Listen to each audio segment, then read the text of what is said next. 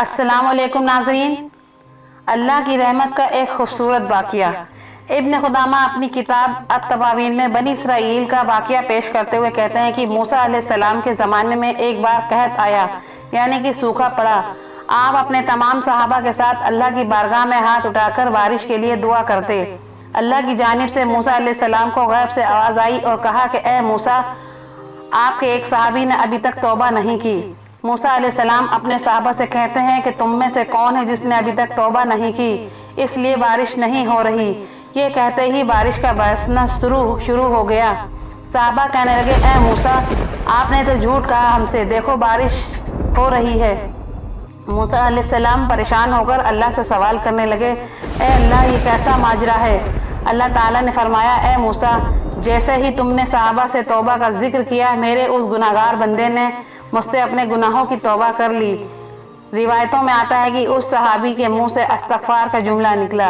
मूसा अलैहिस्सलाम ने कहा, ए अल्लाह, मुझे भी बता, भला वो कौन था बंदा।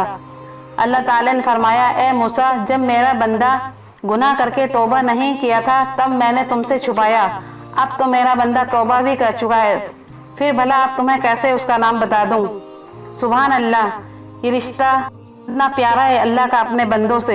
मेरे अजीज़ों, अल्लाह रब्बुल इज़्ज़त हमारे गुनाहों को पोशीदा रखने पर कादिर है, और सिर्फ पोशीदा ही नहीं बल्कि हमारे गुनाहों को माफ़ करने पर भी कादिर है। ज़रा शिद्दत से खालिस उसकी बारगाह में हाथ फैलाकर तो देखो।